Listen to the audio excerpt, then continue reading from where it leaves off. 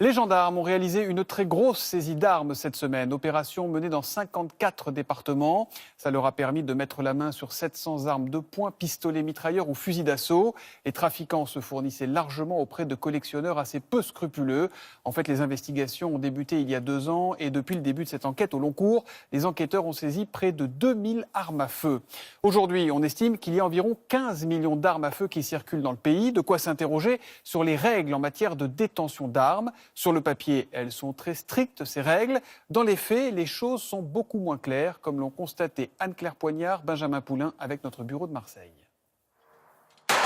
Ils sont passionnés de tir sportif et propriétaires de leurs armes. 200 000 Français détiennent une licence pour pratiquer ce sport. Ce militaire retraité est l'un d'entre eux. Il possède des armes de catégorie B, les plus dangereuses en vente légale. À chaque fin de séance, la même procédure. Je vais tout simplement verrouiller mon arme. Pour être transportée, l'arme doit être soit démontée, soit verrouillée. En fait, on ne peut pas, il ne faut pas qu'on puisse s'en servir.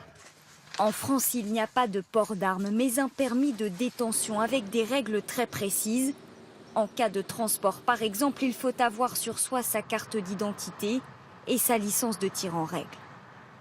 À son domicile, cet homme possède 4 armes. Elles sont rangées dans une pièce à part, fermée à clé. Le tout dans des coffres forts. La loi le lui impose.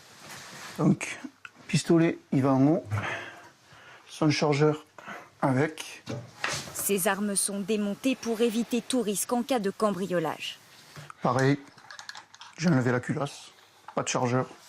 Et elle est remisée. 15 millions d'armes seraient en circulation en France. Parmi elles, beaucoup de fusils de chasse et d'armes anciennes.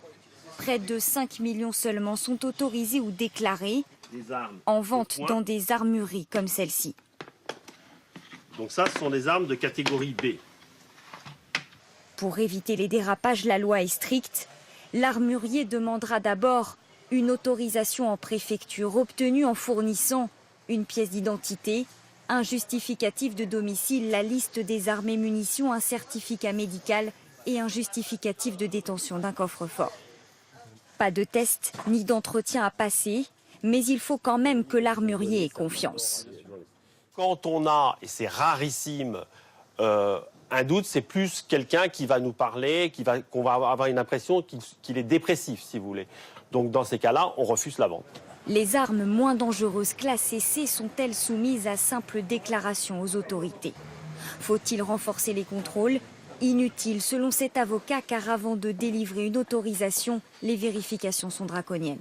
Quelqu'un qui aurait eu une altercation en voiture 15 ans auparavant ne pourrait pas aujourd'hui détenir une arme puisqu'il est fiché otage au traitement des antécédents judiciaires. Une réglementation certes stricte, mais qui n'empêche pas le marché noir. En février dernier, près de 500 armes à feu ont ainsi été saisies chez un particulier.